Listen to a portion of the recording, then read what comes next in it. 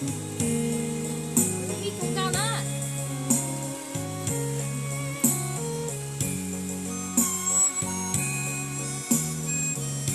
Có là ua chú rung trao sầu lúa. Chỉ lo lù rong lo đi dễ mùa. Có tế chờ bó sợ đợt cuộc thua. Việc cụ gì mà sẽ rong thua. Có là ua chú rong trao san đào. Hào lũ nên tia có gì đó bao. Mùa mó muôn canh có chỉ thọ sao. Lúa chỉ bao ghé của có cơn gào.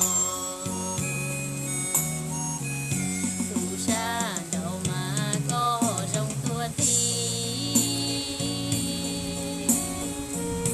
Tua dành ta thó chỉ hay đã chi. Giờ để thia dê có mù lần ly. Chân trai tu xia cha nhà ta gì. Tu hai có chế chỉ cuốn dê ly.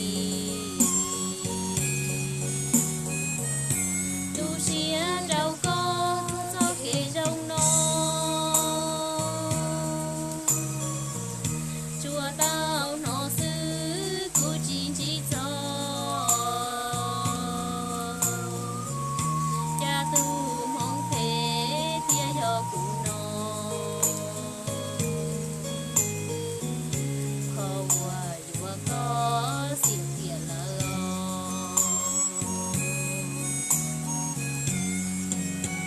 Hay không có xin đồ lon hái rồi.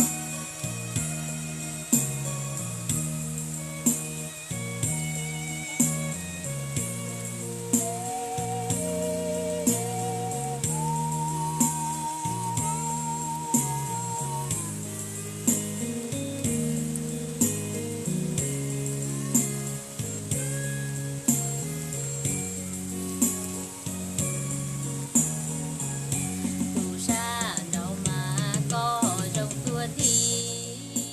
Hai nhớ rong nữa. Đến nó tốt thanh cao lớn tu lon hành này giờ tôi nhỏ khó tu hà nó xưa nè. Tôi nhớ lao xua chỉnh thất thanh cao nè.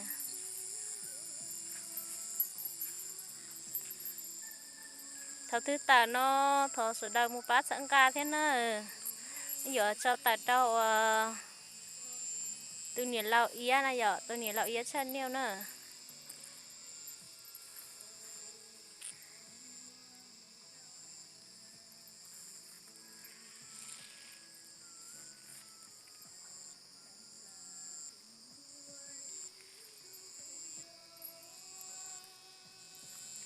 Khá xe tiền liều. Tôi là lon hành tôi nhỏ khó tu xưa giờ. Nói giờ của tôi nhóm tận thực bá để táo nè.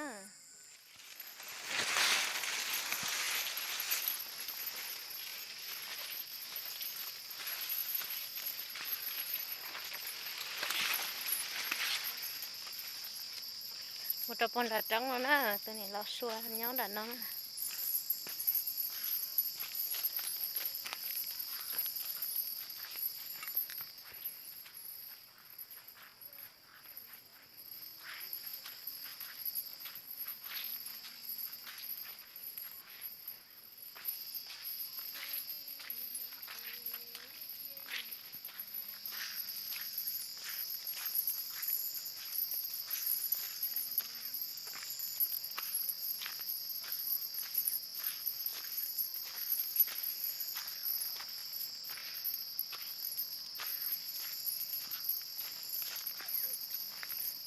Ứng tốt thay nở ba đấy táo này ạ.